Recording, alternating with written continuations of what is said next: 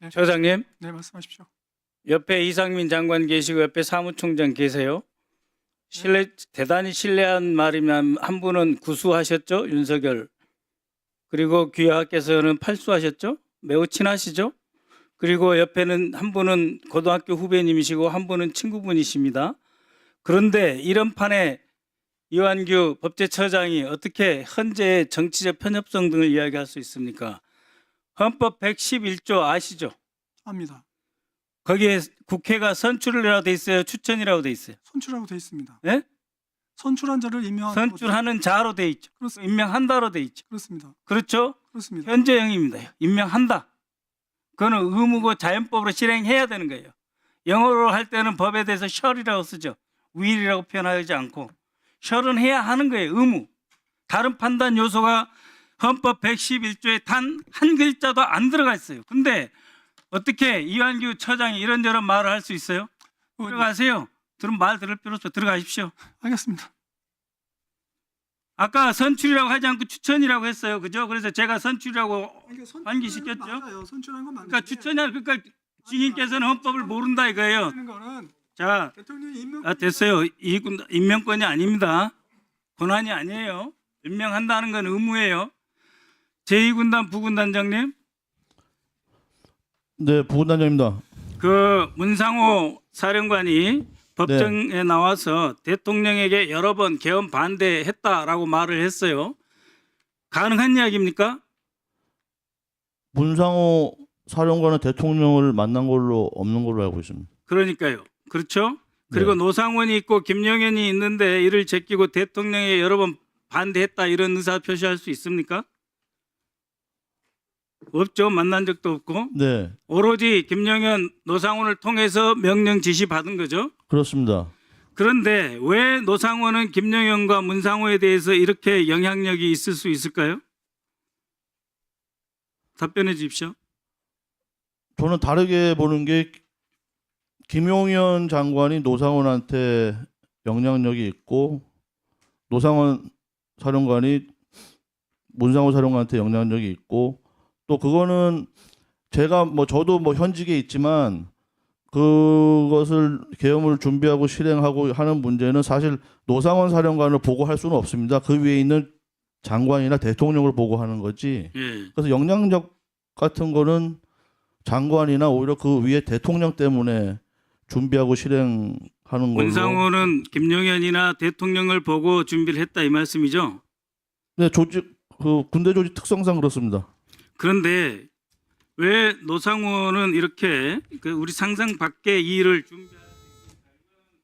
이건 국민의 경험상 이 사람은 상상 밖의 일을 할 수 있을 것이라고 판단하는 근거가 있습니까? 제가 16년에 속초 부대장 HID 부대장 할 때 그때 노상원 사령관이 굉장히 관심을 가지고 임무 준비를 많이 시켰습니다. 그때도 지시하는 게 일반적이진 않고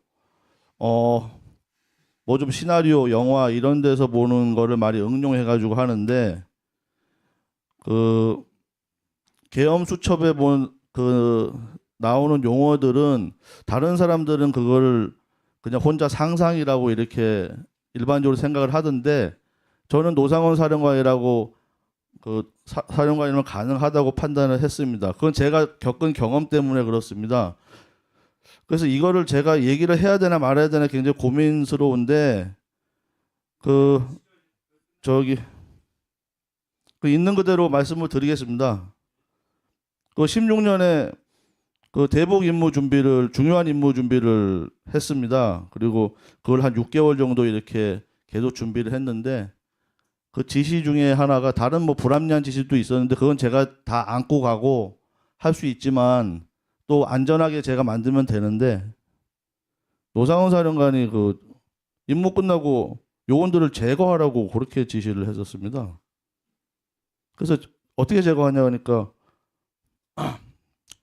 폭사시키라고 그랬어요. 폭사.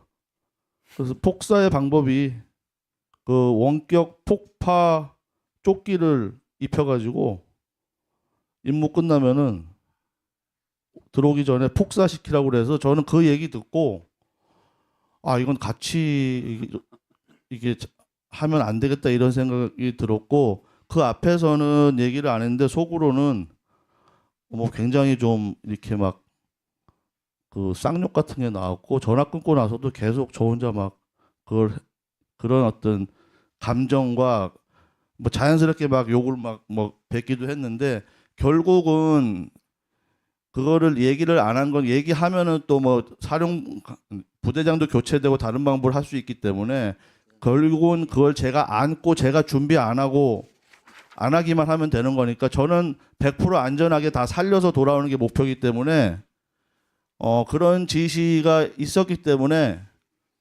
그때 그 사람의 어떤 그런 어떤 그런 잔인한 반인륜적인 면을 봤기 때문에 그 계엄 수첩에 적힌 용어들이 전혀 낯설지 않았습니다.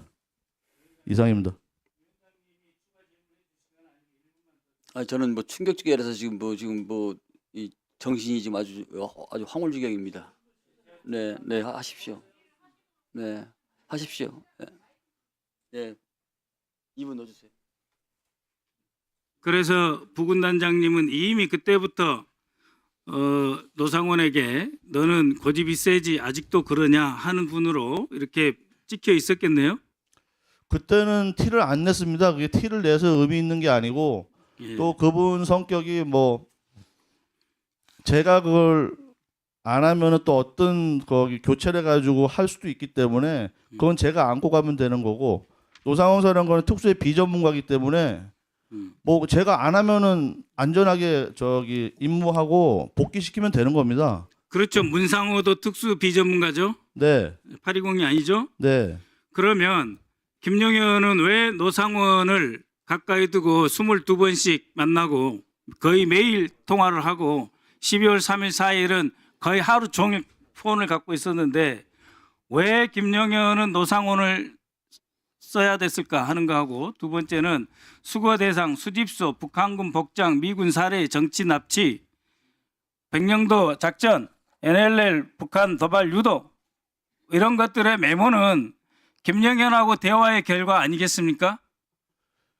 김용현 장관이 노상원 사령관을 중용하는 이유는 뭐 제가 같이 근무했기 때문에 모르고 제가 들은 얘기는 수방사령관 할 때 군사관리관 있으면서 그때 굉장히 친밀해졌다라고 얘기를 들었고 또 노상원 사령관이 이 부하들 다루는 거하고 또 자기한테 도움이 되거나 마음에 드는 상급자한테 대하는 거하고 많이 틀리다고 들었고 굉장히 인정을 받았던 것 같습니다. 그때부터 신뢰가 조성됐던 것 같고 그리고 뭐 백령도나 이런 데 북한 지역의 어떤 임무 같은 걸 사령관을 했기 때문에 그 속초 우리 특수부대는 북한 전 지역에 그 임무 지역이 있습니다. 그게 뭐 변경되거나 새롭게 바뀌거나 뭐 남북 관계에 따라서 뭐 안 하거나 하거나 뭐 이런 경우가 있는데 백령도라는 데는 항상 저희의 서해 쪽에 항상 관심 지역이기 때문에 거기는 항상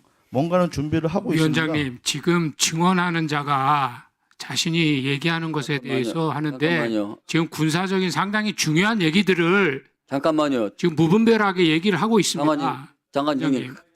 가만히 계세요 지금. 예. 그러니까 저는 임무의 내용을 얘기한 게 아니라 HID가 우리가 다른 야전 부대도 마찬가지입니다. 북한에 다 작전 목표가 있고 또 그런 계획이 있기 때문에 우리는 북한 내륙, 서해, 동해 우리의 어떤 그 계획이 있다는 거고 그건 당연한 겁니다. 그 작전의 내용을 얘기하는 게 아닙니다. 그리고 백령도라는 것은 그 서해의 당연한 관심 지역이기 때문에 저희도 관심을 가지고 있고 그래서 노상원 사령관이 사령관을 했기 때문에 그런 부분에 대해서는 알고 있고 또 현재 진행 여부에 대해서는 그 문상호 사령관한테 뭐 만약에 뭔가를 확인했다면 확인하지 않았는가 그 얘기를 하는 거고 저는 작전의 성격이나 내용이나 시기나 이런 거에 말씀드린 게 아니고 거기 어떤 부대든 어떤 특수 조직이든 북한 안에 다 자기 임무나 임무 지역이나 임무 계획은 다 있기 때문에 그런 일반적인 사항을 저는 얘기하는 겁니다. 이상입니다. 네, 그렇습니다. 우리는 PITO로서 사전 타겟 여러 가지 갖고 있는 거예요. 그건 우리 작전의 기본입니다. 그런데 몇 가지 지점이 나옵니다. 그리고 위동도 나오고 이런데 HID가 나와 있고 또 자, 해서 처리하는 장소로 특정이 되어 있어요.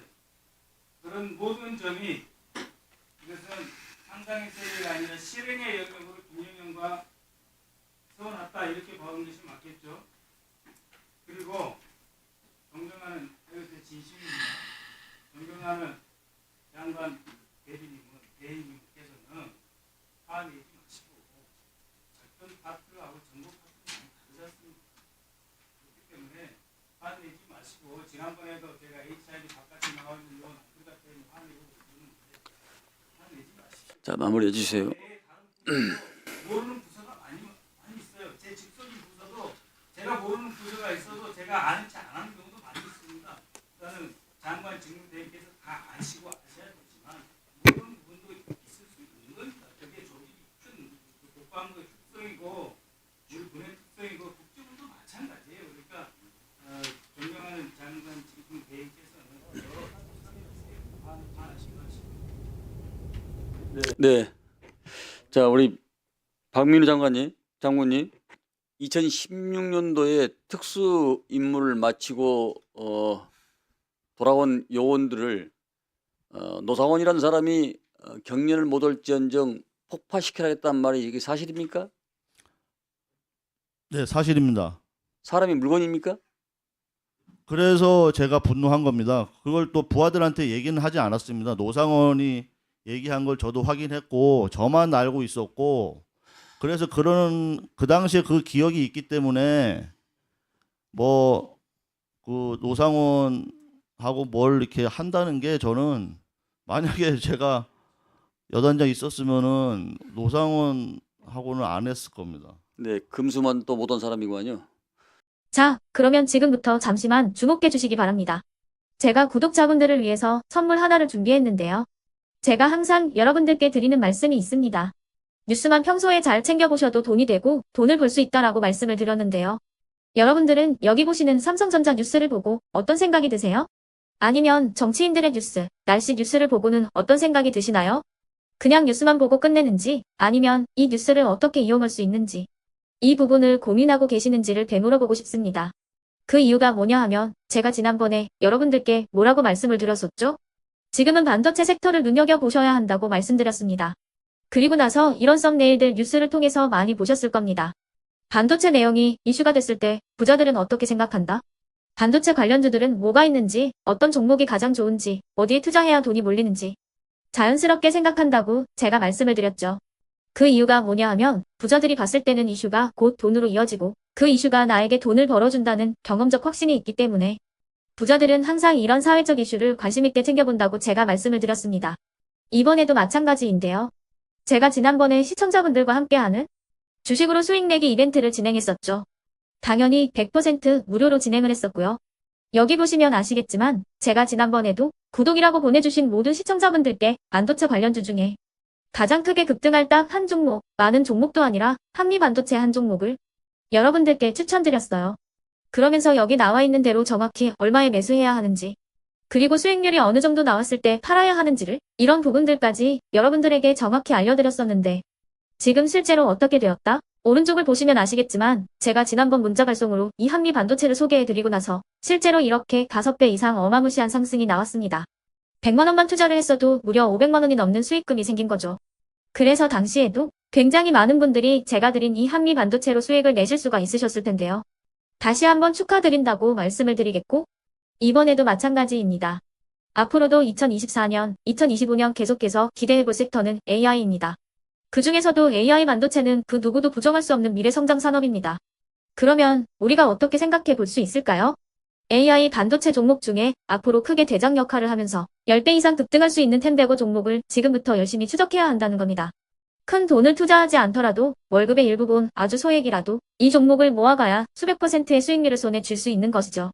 지금 여러분이 보고 계시는 이 유튜브 또한 AI 반도체와 아주 밀접한 연관이 있고 반도체야말로 대한민국의 핵심 산업으로 앞으로 더더욱 시장은 성장할 수밖에 없습니다. 그렇기 때문에 제가 이번에도 뭘 보내드리고 있냐면 지난번과 똑같이 구독이라는 문자를 보내주시면 제가 AI 반도체 관련주 중에 앞으로 대장주 역할을 하면서 주가가 가장 크게 급등할 한 종목을 여러분들께 문자 발송으로 종목명과 사고 파는 시점을 모두 알려드릴 건데요. 그 문자를 받고 여러분들이 주식으로 돈 버는 연습을 한번 해보셨으면 좋겠고요. 혹시라도 나는 주식을 하지 않는다 하시는 분들은 주변에 주식하시는 지인분들에게 말씀을 해주셔도 되고요. 아니면 연세가 있으셔서 투자가 어렵다 하시는 분들은 이 종목을 자녀분들에게 한번 사봐라. 이걸로 한번 수익을 내봐라. 이렇게 조언을 해주실 수도 있는 거겠죠. 그래서 지금 이 영상을 보시는 시청자분들 중에 나도 이번 종목이 좀 궁금하다 하시는 분들은요. 누구나 상관없이 그리고 어느 시간대나 상관없이 부담 없이 010-2514-5930번으로 구독이라는 문자 보내주시면 제가 이번에도 똑같이 무료 추천 급등주 문자를 보내드리겠습니다. 이해되시겠죠? 제 번호 010-2514-5930번으로 구독이라는 문자 보내주시면 여러분들이 직접 이슈를 통해서 돈 버는 연습을 해보실 수가 있는 거고 제가 돈을 받는 것도 아니고 투자를 대신해 드리는 것도 아니기 때문에 부담 없이 신청해 주시면 되는 겁니다. 그리고 수익이 나면 저는 다른 것은 하나도 바라지 않습니다. 제 채널에 구독, 좋아요 한 번씩만 눌러주시라 이렇게 다시 한번 말씀을 드리겠습니다.